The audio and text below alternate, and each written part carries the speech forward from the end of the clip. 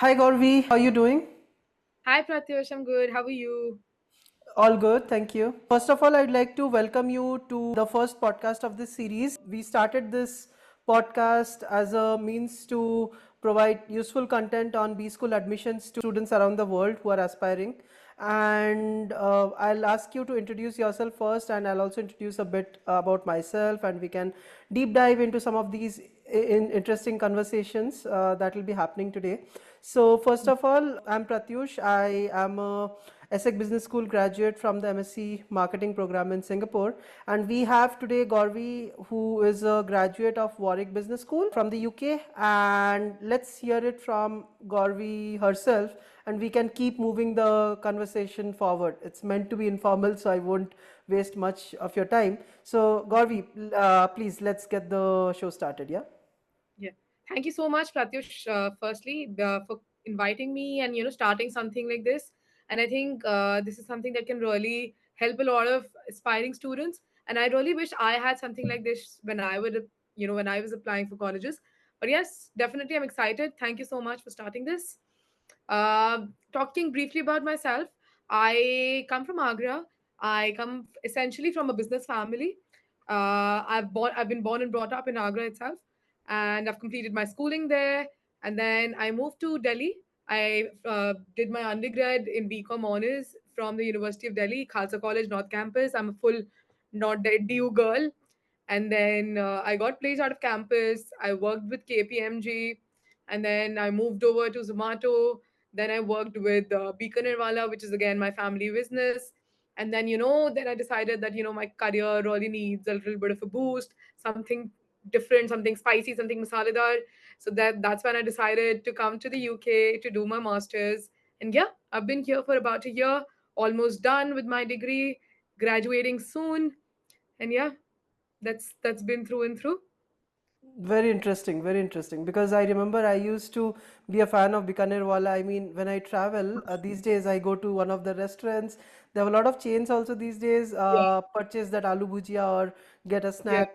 And in terms of the business model too, they have done pretty well. Like for yeah, anyone interested in the retail business, in the FMCG business, it's a yeah, really good place to understand the market in general. Especially, yeah, it's an Indian brand that a lot of yeah, people will relate to. yeah, So let's keep the conversation a little different, considering you brought up Bikanerwala and your interests, and let's jump to the career section. Yeah. yeah, So sure. you moved from India to UK, right? So Yeah. what kind of cultural differences do you find there, and how is it for finding a job, or say, for example, after you have graduated from Warwick Business School? I'm also happy to add my insights about Singapore because this is more like a conversational forum where we Yeah. discuss insights that would be useful.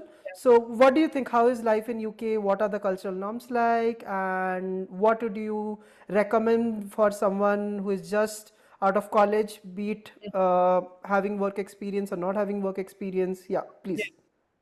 I mean, if you compare, life back in India to life in the UK, it's literally like poles apart. It's very different because obviously in India we come from very protected environments. Then we have house help, and we literally have every like a person to do everything for everything for us. But here it's literally like you're all on your own, and then you don't have that safety net around you anymore, and then you're entirely responsible for yourself. So yeah, that's something that I feel that has been like a very different thing for me, a very like a thing that I have taken my time to adapt to. But then when you do it, it actually makes you feel really nice about living on your own, doing every little thing of you and about you on your own. So that gives you that kind of confidence as well. Obviously, because that everything, like every coin has two sides. There are definitely downs as well, but then there are ups if you look at them. So yeah, that is something that has been a little tough, I would say, but then rewarding at the same time, because you feel accomplished. It's like, oh, today I did, I cooked food, I cooked 3 meals today, and I did all my household chores on my own. So in the initial months, that is something that gives you a lot of pleasure. Talking about applying for jobs, the job market, I mean, pretty much everybody knows that the job market is not that great. I mean, I think that's pretty much the case, like in every country nowadays. But then it depends on, how you're looking, what you're doing, what, kind of skill sets you come from, what kind of background, and what's your experience, and pretty much how you portray yourself to the recruiters, how you sell yourself, if I would say in the marketing terms. So I mean, yeah, that is something that really, it is really contingent upon. I mean, it is not really like that, there are no jobs, this is not happening. There definitely are jobs, there are less jobs, there are jobs, but then you got to know the right place to look at, the right things to do, and the right ways to approach recruiters and stuff like that. Yeah. Okay, that's a very nicely put up diplomatic answer. So I'll just pitch in my experiences with Singapore as well. So ESSEC is primarily a French school, and because I graduated from Singapore primarily, so we had the program entirely in Singapore. And Mhm. then in general, I mean, there are cultural norms which need to be adhered to. There's a certain way of doing processes. I Yeah. think that 1 year or 2 year you spend with the campus beat anywhere in the world, as Gaurvi just mentioned, it gives you a lot of insights into the market dynamics, into how things work, who are the people you need to reach out to, your network. I think that's one very important factor that we must talk about also. The reason people choose a B school abroad is not just jobs or not just the coursework that you do, but also the network that you foster for a lifetime. Yeah. For example, I Definitely. reached out to Gaurvi the other day, like because she's from a different university, but then we had certain common skill sets or values, and I was having a conversation with her. So it was very interesting to understand that she has worked with her family business and she has a lot of entrepreneurial experiences, probably which we'll deep dive a bit into as well, Gaurvi. Hope you're happy to share them. And I think this is turning more into a conversation around careers and jobs, but I think we can always have you back on the show and talk a bit more about Warwick Business School. How does that sound? Yeah, that sounds great. I'll be looking forward to that. Okay, okay, great. So let's talk a bit about what kind of experiences you have had at Warwick, which directly would be helpful in your career path. Because a lot of these projects that we do at ESSEC also, for example, we did something called the Digital Marketing Challenge. It was a Yeah. live project with companies where you work for a company as a consulting project and you give up a presentation or a demonstration, and then there are executives from the company who give you feedback. So it's a very industry school oriented project where they Yeah. work hand in hand. So do you have some anecdotes that you'd like to share from Warwick where you did something like this, or maybe a Yeah, project that quite recently actually. So for my final submission at the uni, so like, for my course part particularly, which is marketing and strategy, we had an option between choosing like a dissertation, an external dissertation, or like a business simulation. So the business simulation is what I recently did. I'll just adjust my camera one moment. Yeah. So yeah. like the business simulation is what I recently did. So basically it was a team of eight. We were like two marketing directors, two finance directors, two operations, one innovation, and one HR. So it was literally like a proper board of director, like for a company. And then we were responsible to go through like 6 days of simulation, which was equivalent to 24 quarters of simulation. So like every day was like 4 quarters we used to play. So like 3 months ka pura. So that you have to do like 1 year every day. So we played 6 years, 6 rounds worth of simulation. And then we were responsible. So it was global automotive industry company. So we were responsible of making cars and looking after the pricing strategy, the marketing, and you gotta talk to your operations people that okay, where are your factories, what is the cost, what is the import export cost. The finance people are after us like being marketing that oh, why your marketing budget so high, why is this particular car not selling well. And then we had this. So basically the marketing portfolio under this was the biggest portfolio, so we had the most data.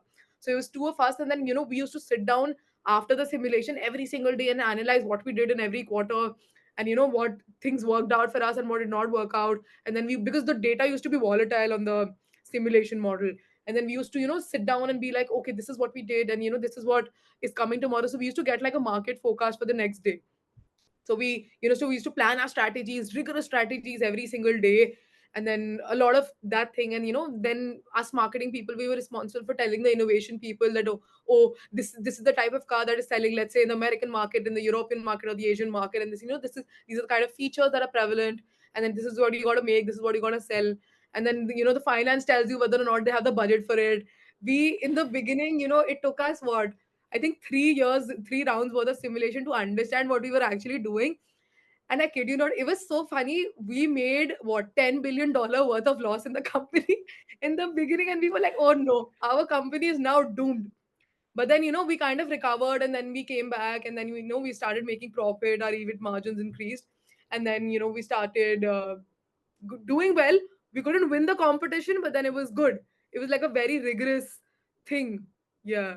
So that's something I think I would say that was the highlight of my entire degree, was literally what I learned throughout the year, through the all the modules. And I'm just putting all my learnings into practice.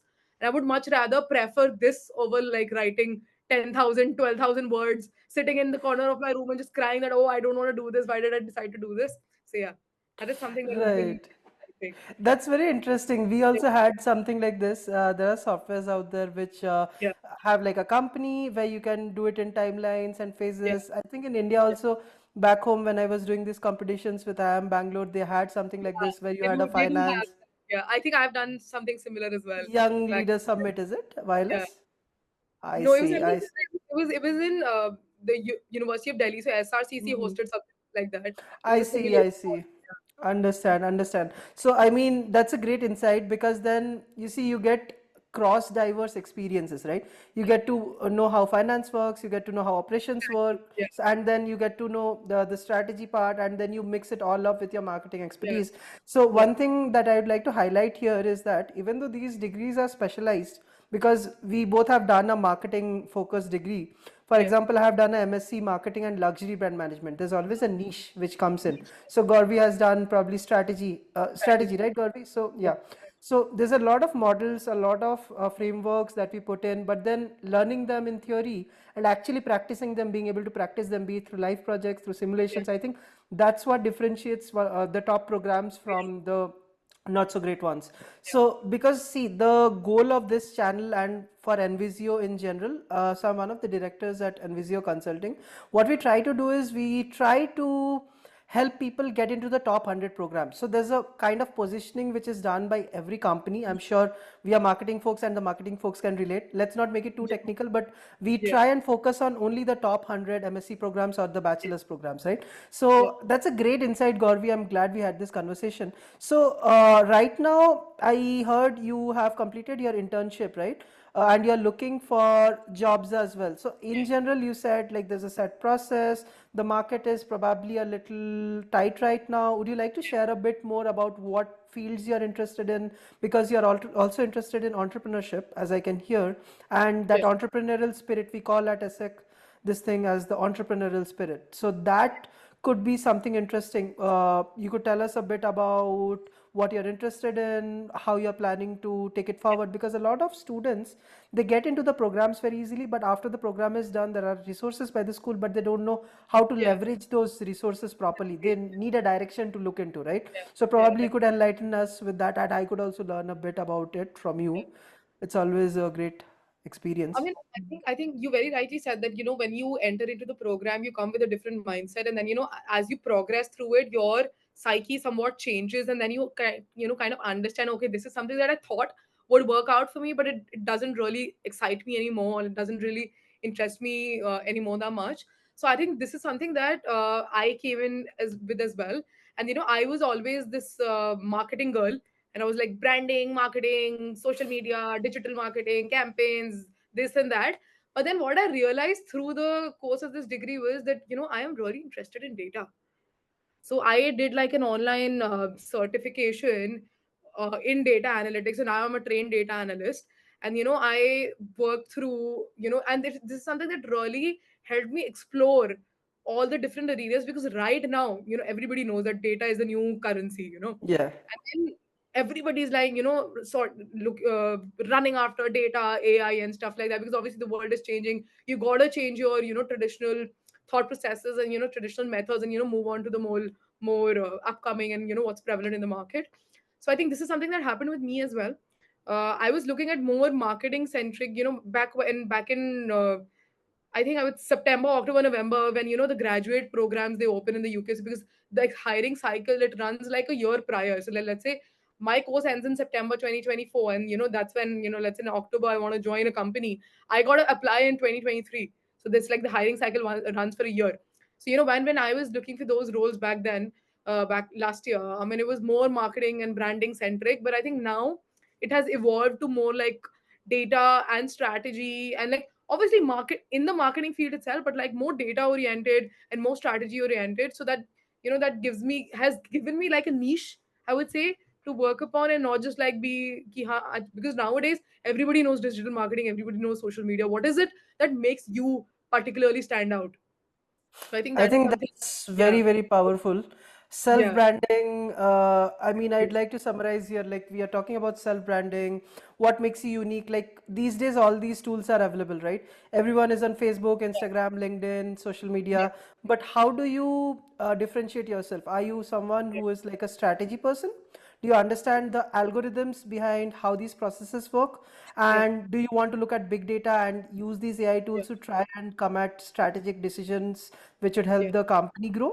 Yeah. Or are you someone who is more creative and who wants to look into the human psyche, color psychology? Let's say, let's talk about something like what are the core motivators? There's a lot of frameworks out there, like gamification frameworks, a lot of research. Yeah. So I myself am an engineer coming from a very data focused background, very analytical, but then I decided to do marketing as well, right? So for a lot of our viewers, people traditionally think that marketing is more like a creative Yeah. bent where you just do social media marketing or this, but that's a huge God. misconception, I would Yeah. say. It's a huge misconception, as you rightly pointed I out. would say it's not just a misconception, it's limited information. People don't Mhm. know the real thing. Yeah. Understand. Yeah. Absolutely. And I think those are very multifaceted aspects that Yes. are beautiful to put into context, because then a team as a whole, it needs everything, right? The body is the brain, heart, and everything. So if you go into a company specific context, then we will find that we also need the creative people, we need the strategic people, we also Yeah. need the data heavy technical Exactly. people, right? So Yeah. I think the goal here, what we are trying to say, is to try and make a interdisciplinary mix. I think that's something I have also personally focused on, being a engineer coming from a material science background and then jumping to marketing, luxury brand management, a lot of Yeah. things going on, psychology. I Yeah. think Gaurvi and me, we are both interested in human centric design, consumer behavior, psychology, how Yeah. people behave in certain way in academic context, or be it through Yeah. projects, whatever we are discussing, it Yeah. makes us more interdisciplinary in that sense. So for any graduate who's just passed out of their program or even planning to join a grade B school, I think that's very important. You need to be open minded, and you also need to be adaptable and agile. So Yeah. that helps you understand what are the tools, what are the trends in the market, and also be at the top of your game, right? I think Yeah. Gauravi agrees with me on this. Yeah. And yeah, I mean, what are we missing? We talked about careers, we talked about projects. Let's talk a bit about life in UK. Let's Yeah. take the conversation a little on a lighter note. I think things have Yeah. become pretty serious. Yeah. Very, very technical. Yeah. Yeah, let's talk about a bit about life in UK. How is life in UK? Because in Singapore, I'll start. We have a Uh-huh. lot of social places to hang out. There's a lot of cafes, a lot of places to visit. Like we have Sentosa Island, we have clubs, we have a lot of activities, smaller islands where the school also takes us to. We have something like a study trip, which is organized once a year, which is also part of a lot of these Yeah. programs and curriculums. So how have you been exploring UK in general, and what kind of resources have you been exposed to via Warwick? And I would say that, it's kind of been like a dual life. So there's a life inside campus and there's a life outside campus. Okay. So I was first start with the life inside campus. So the University of Warwick, it is a 1.5 hour away from London, I would say, by train. And then it comes under a city known as Coventry. So like it's on the border of two towns, basically near London and Birmingham, which are Coventry and Warwickshire. So that's where the name University of Warwick comes from. So it's a very huge campus. I think about, I'm not sure with the number, but like it's a huge campus, and then we've got literally everything on campus. You really don't need to go out for any single of your needs. So I mean, the campus is has a mix of let's say shopping places, grocery stores. You have your pubs, bars. You have your all the social things. You have clubs, and then you have much nicer sit down fancy restaurants as well. And then, all the, so basically, as a student, I have access to all the department buildings, but except for some restricted areas, obviously. But like, I can access all the department buildings across the campus, and the campus is huge because you have, a lot of departments, so you can go, and every department has its own cafe. And then, because so I would my experiences have really revolved around food, because I'm a very, big time foodie. So wherever I go, the food is the first thing, I seek after. So you will see that pattern in the way, I share my experiences, that it all revolves around food. So just a disclaimer beforehand. So yeah, so like, all the buildings, they have very nice interiors. We have so many co-working spaces around. You can, sit in any of the buildings you want. Our Warwick Business School building, it's a beautiful building, by the way. So it has, we have our library, we have our study lounges, we have, specific study areas for, let's say, the PhD students, the masters, and the undergrads. So obviously, you can sit down with like-minded people, and, not have a lot of disturbances. And then we have a very huge library. It's like a standalone library building, very like resourceful library. And then we have a lot of co-working, open and closed places as well. So like, covered and like not covered, I meant by that. So yeah, that is something that's really good. And then if I talk about life outside campus, it's entirely like a city life, I would say. So like, people living off campus, let's say in Coventry or in Leamington. So the Coventry and Leamington Spa are two towns that are nearby. So a lot of undergrads predominantly stay in Leamington Spa, and Coventry is more like a master's student. So like, obviously, I'm a master's student myself. I've been here for a year, so I'm more, exposed to the master's students itself. So I have a lot of friends staying in Coventry. It's a nice small town. Not a lot to do there particularly, because you know uh, we do have like a couple of good restaurants, all the brands. We have a city center, and then you can roam around. But then obviously you can just go to Birmingham or London, because Birmingham is what, a 25-minute train ride away, and then London is a 1.5 hour, sometimes 1 hour also, like if you take the faster trains. So like, the proximity to London and Birmingham are very close, and these are two one of the biggest cities in the UK. So when you are literally at, it's like, it's everything is at your disposal. It's, you can just go to London anytime you want. So like, I keep visiting. I have relatives in London and in Birmingham, so I keep visiting them. So yeah, that is something that's good. I mean, yeah, I mean, that's pretty much about the life in the UK. Definitely, the weather is not something I'm very happy about. Nowadays, it's good. It's summer. It's sunny and it's not cold. I mean, it's nice. I mean, recently we had a heat wave, so it was really bad. But I mean, it's good. But the winters are something very debatable. Does it Uh, snow? Do you have snow there? I mean, in I mean, Singapore, it it's a does. I sunny mean, it doesn't island. So snow that I. often. Yeah, it doesn't Mhm. snow that often. It snowed what? A couple of times while I was here. But then, more than so when it snows, it's better. But then when it's not snowing, it's so cold. I mean, literally, you can't step out without layering up and like wearing at least 5 layers. And because I've come from Agra, and Agra has never been. It is cold generally, but it's not that cold. So I had like a good time adjusting to the cold here, harsh winter here. Yeah. Wow, because I remember, like I come from Odisha, which is more like a eastern coastal belt, and because I Yes. went to Singapore, so we had something similar. It's a sunny Yeah. island, warm. Because you mentioned you have been to Singapore before, so Yeah. I think I experienced my first snow when I went to the US last quarter, where I was in Boston, and it was a very pretty and beautiful sight, right? The first snow you catch it, and then it's very Yes. nice. So I'm Yeah. really envious of this thing that you have snowy evenings, there. So But then, it's not very convenient. When you have I to see. walk like 20 minutes to go to the grocery store and get some milk for yourself, it's not that convenient. Indeed, indeed. Surely, surely. Yeah. So Yeah. that's really interesting. You mentioned it's more like a university town in itself. It's more Yeah. like the, Yeah. Almost let's like say, a township. Yeah. because I come from a French system, I studied at ESSEC, so it's more like HEC's campus style of Yeah. housing students. You live on Yeah. university, is it? Yeah. I You live have on campus. student housing. So you Yeah. have student housing, you have all the necessities there. It's a great community. I am sure it's Yeah. a very tight-knit community. And It then is. you have your usual pros and cons of being a Yeah. student, Yeah. cooking, all those pains and hassles that anyone going back to student life Yeah. That's what we experiences. signed up for, you know. We knew you knew it was coming. Yeah. Surely, surely, surely. That's really interesting. That's really interesting. I might actually think of visiting London, Birmingham. It's really an interesting place as Yeah. you describe it. So Yeah. let's talk about a little bit about your professors and the Yeah. student community at Warwick. I think that would be really interesting and useful as a takeaway to students as well, because then we talked about careers, we talked about student life.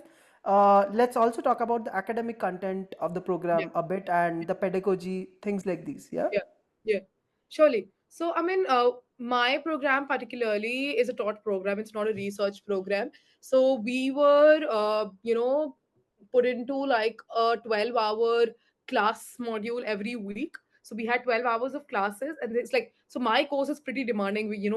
Our course really demanded like 40 to 60 hours of work every week. So, I mean, it was very challenging for me.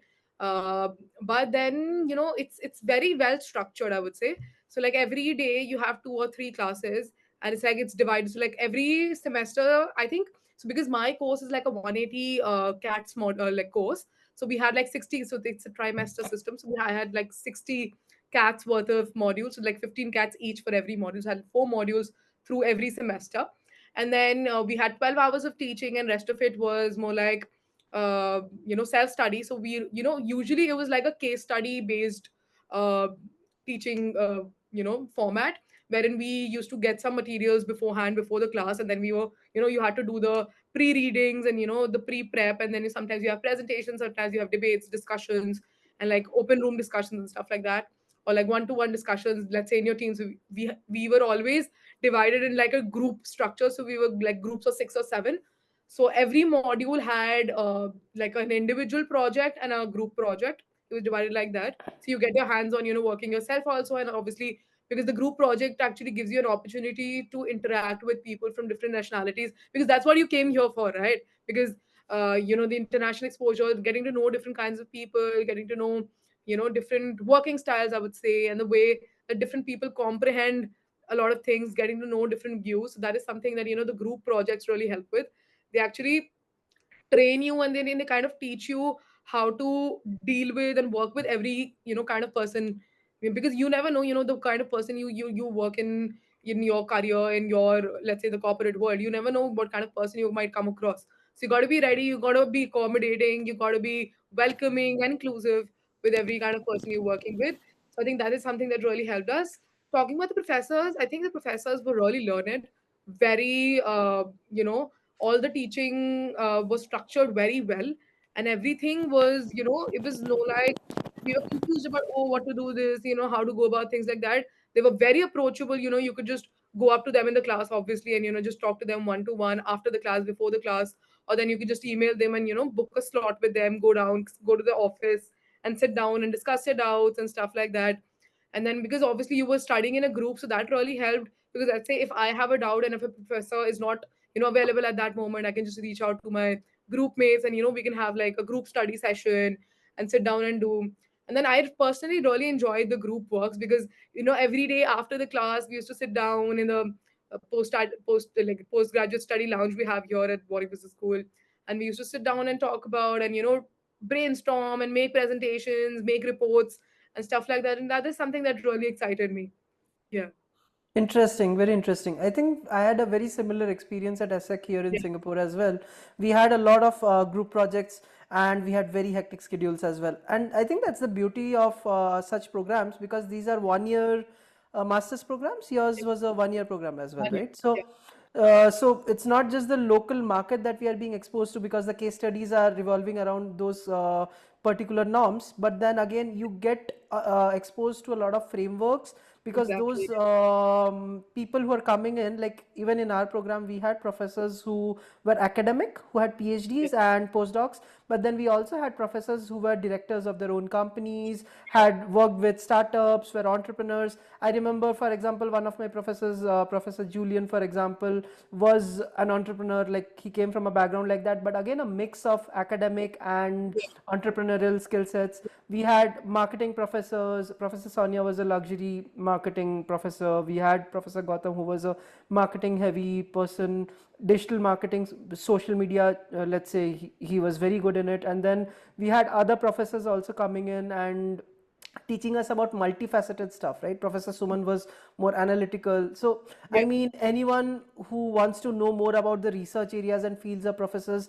it's all openly available. You go to the website, you come up with the student statistics, like there's a brochure, there's a faculty yeah, list, you find yeah, everything there. But what we are yeah, trying to focus on in this conversation is how is it really practically on ground, and that gives a lot of context, because you talked about working in groups, working long hours. I think those are common.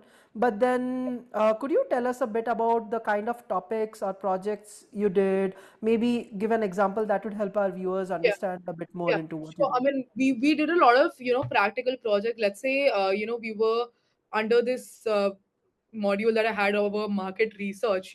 We were tasked with choosing a company, and then you gotta examine if the company already has, let's say, a loyalty program, and then if they don't, then you gotta do your preliminary, like primary and secondary market research, exploratory, all the ways of market research, and then you come up with a loyalty program for that company.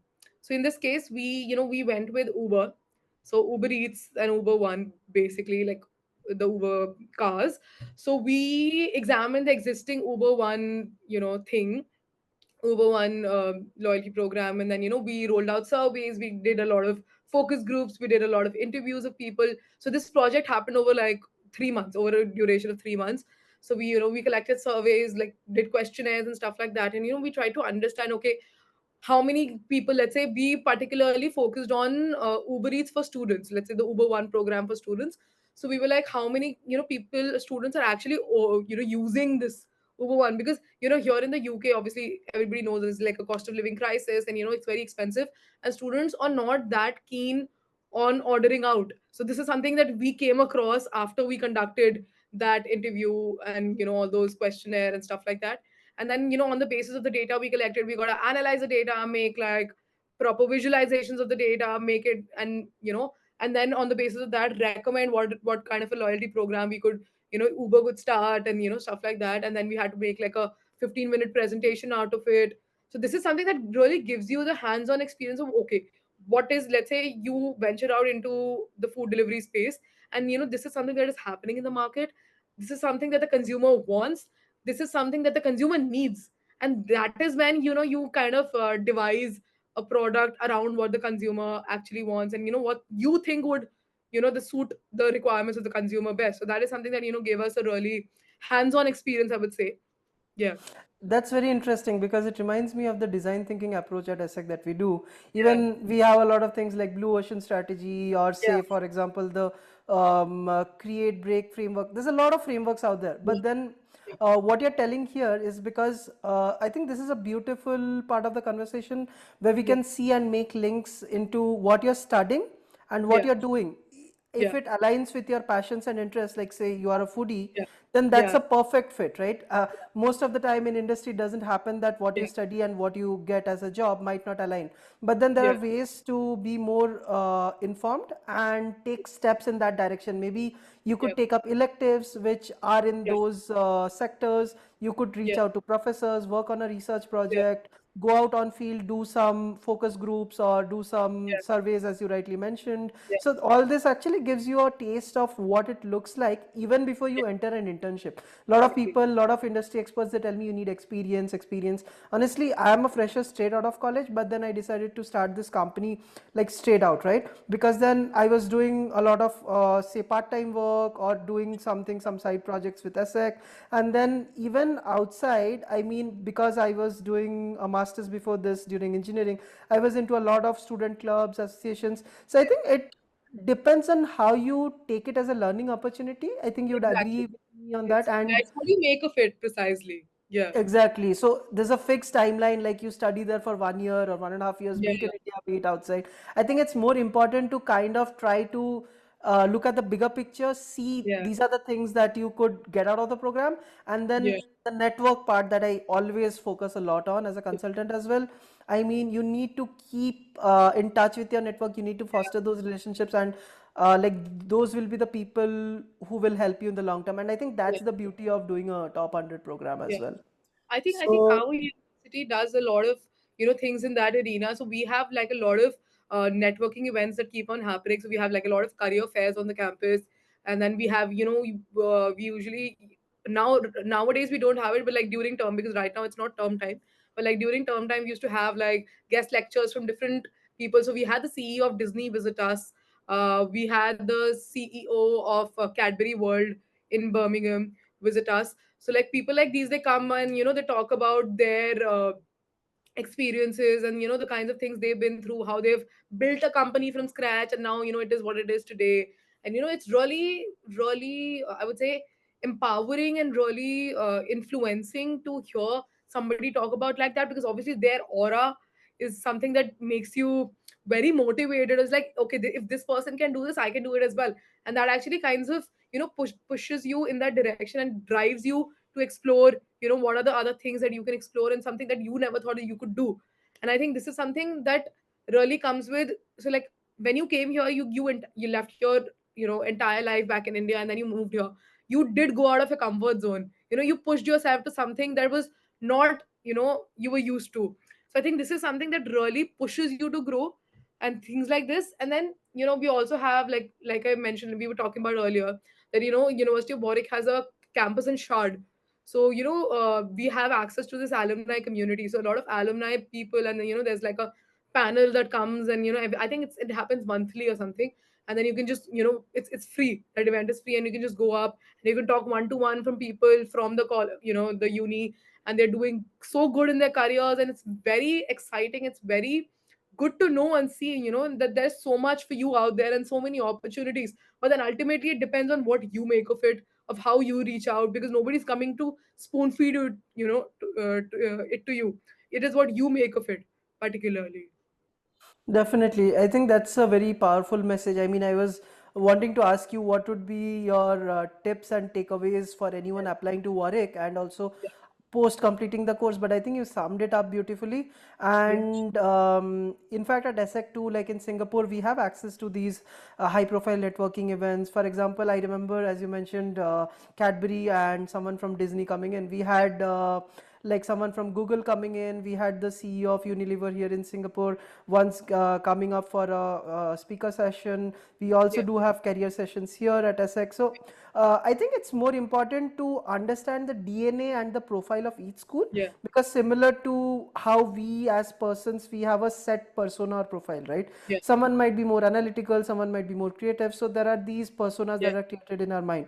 So I yeah, think in terms of business schools, so you need to understand what is your school strong at. Like for example, yeah, ESSEC is a luxury heavy school, but we also have other verticals. So I think the more we discuss, the more we build these community driven yeah, conversations, it is more useful, because in the sense that the school might have a particular strength, but then they are also expanding to other verticals, and then there's yeah, cross collaboration going on. yeah, So definitely. that's really really interesting.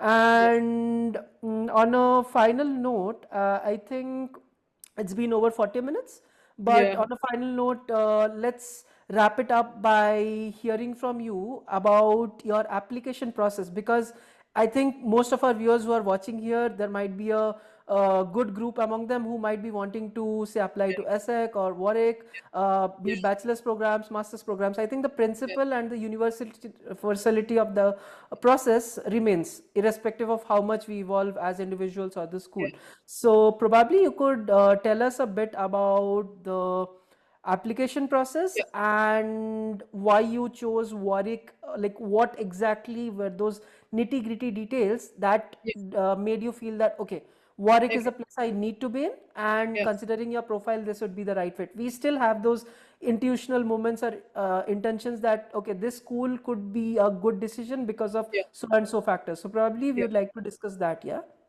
yeah. So, I mean, my application process actually happened what, 2 years ago. I would actually talk about my application process, which actually happened, I think back in 2022. So, I always wanted to do a master's, but then I was not particularly sure whether or not I was confused between two programs, which is MIM, which is Masters in Management, and Masters in Marketing. And, that is when I, went through the course details, the module details that you have on the internet. I was exploring a different kind of all the different kinds of schools. That's when I reached out a consultant. So it's like IDP. I'm sure you might know of them back Mm-hmm. in India. So I reached out to them, and they kind of helped me, guide me through, what I was looking for. And, they were told me that, these are the places, and probably these are the kind of people you can talk about and talk to, because they had a lot of alumni coming in, talking about.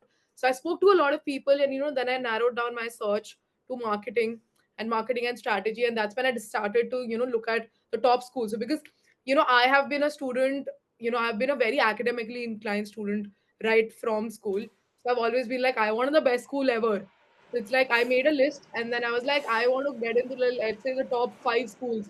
So I kid you not, I only applied to 3 schools while I was doing my Right. application process.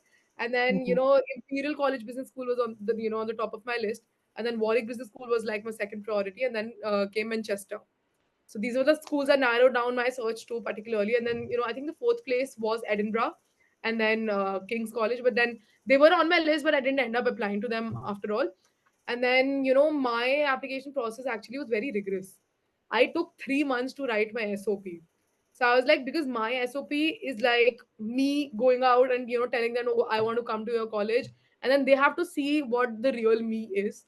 So I took about 3 months to, clearly perfect my SOP. And then when I decided, like, okay, now I feel this is good to go, that's when I submitted my applications. It was pretty smooth actually. It was not very something very difficult. Is just like the SOP. It takes, it actually forces you to think, and especially I think this was the case with Imperial. So Imperial had a lot of like self-reflective questions. So it was not like a SOP format. It was more like a long answer question format application with Imperial. So it kind of made me, really think and really decide, okay, what is the actual reason why I want to come here, and look back, and my journey, how has it been, my educational background, how has it been, my professional background, stuff like that. So that was kind of like a rigorous process.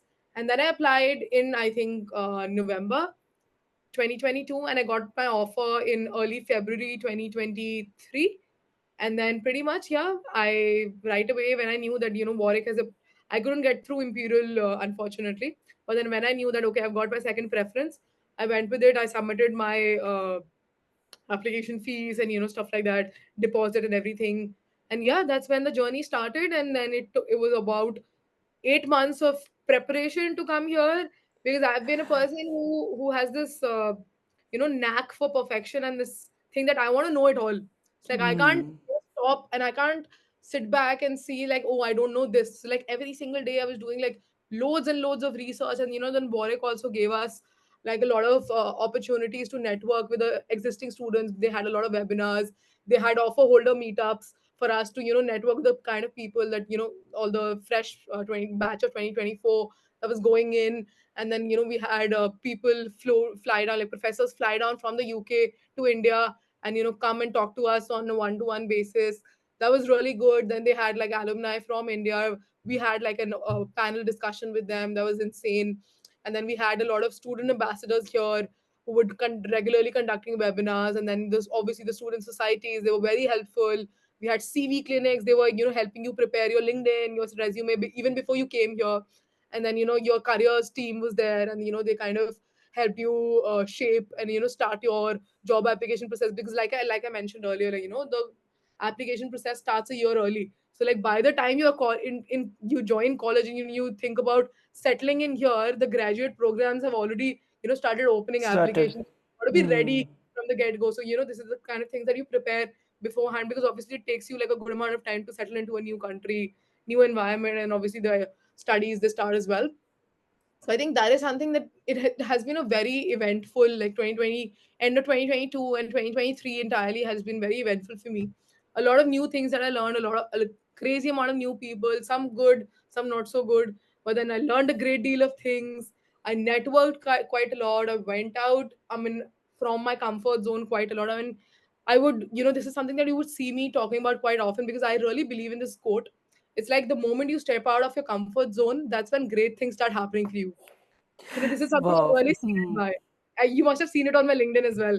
Yeah, it's on my Yeah. cover page. Yeah, Yeah, yeah. so So something I I have. wanted to ask you, what would you like to tell the viewers, like as an ending quote? You already mentioned that. Great. Yeah, yeah, Okay.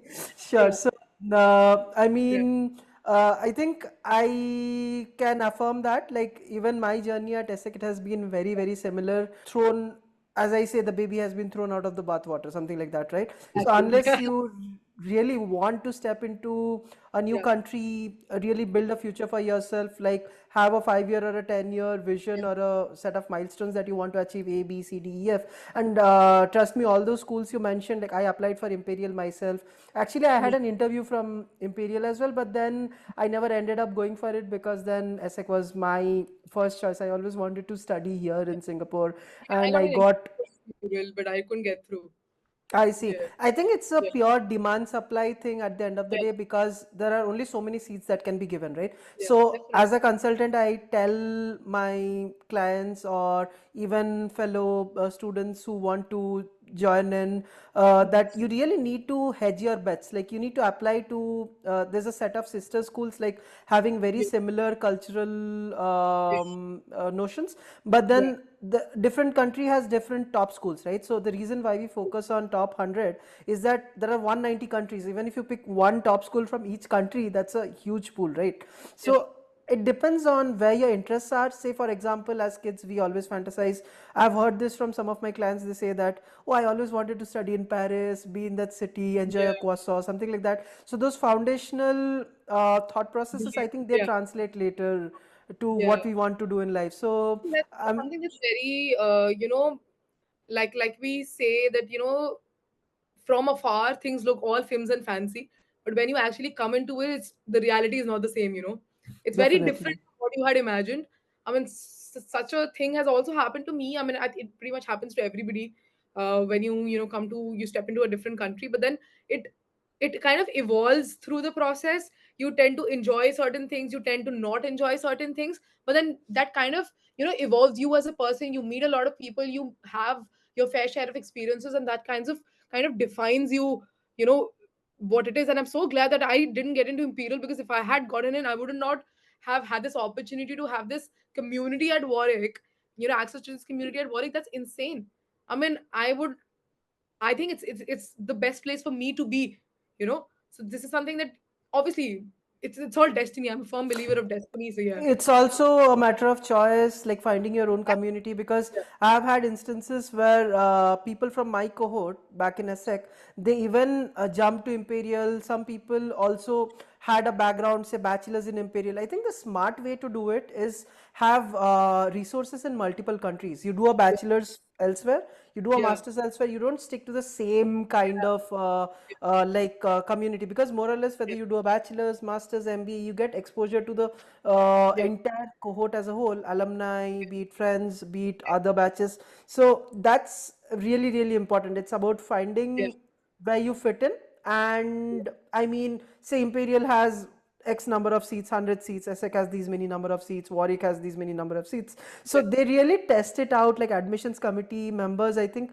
this is the Yeah. beauty of it, because they really test it out whether you are the right fit depending on various past experiences Yeah. that you might have been exposed to. And they always are reapplicant friendly, most of these top 100 schools, even the M7 in the US. They say you True. can always come back with more life experiences, and then we might have a fresh evaluation. Like they Yeah. start with a clean slate. So it's always important to remember that there's a whole life ahead of us, and then how Yeah. we process things, how we take actions, that really determines who we become, right? So it's been lovely talking to you, Gaurvi. And okay, I can give you a final few minutes, like if you have, again I'll ask you one line or a couple of things to Yeah. mention to summarize all these things that we Yeah. just talked about. That would be really helpful. Yeah. I mean, I think I would say that, like, because this is something that I learned along the way, that you don't have to have everything figured out, because there are that God has a plan for you in store.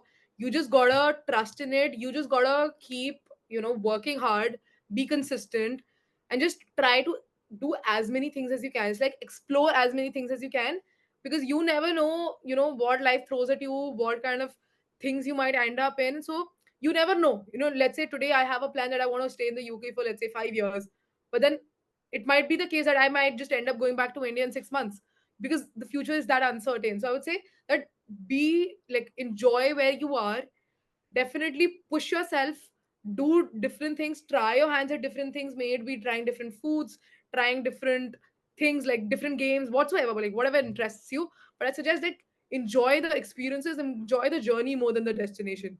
This is something that I have really learned, that because growing up I was always this academically inclined kid, like, no, I want to get into SRCC, no, I want to get into this college, blah blah blah, so and I want to get into this company. And then when you don't get in, that's kind of breaks your confidence level to that level that you don't believe in yourself anymore. So don't let that happen to you, because you don't you can be perfectly average. This is something that I have learned from my best friend. So she calls herself perfectly average. So I think it is definitely, there's a beauty in being perfectly average, that it is not necessity that you're good at everything. You can find your one niche, one niche that you think that you are good at, and you can concentrate all your efforts towards it. But then don't lose yourself along the way. Don't stop doing things that actually make you happy, that actually make you feel good about yourself.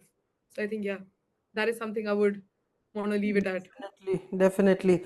It's been a beautiful conversation, and I think I'll end by affirming whatever Gaurvi just mentioned. It's very important to find your passion and stick to it. Yeah. Like, try different things, then come down, narrow it down. Like, we use this process of elimination. Okay, I try this one thing, I don't like it, that's out. Okay, I try one more thing, I like it, I stick to it, I try until it. Unless and until you do it, you won't know if it works for you or not. Definitely, Yeah. definitely. That's a very powerful message, and I'd like to end it by again thanking our speaker for today, Gaurvi. She's from the MSc Marketing and Strategy course at Warwick. And thank you, Gaurvi, again. And with this, let's put a close to this first podcast. Thanks again. Thank you for having me. Bye bye.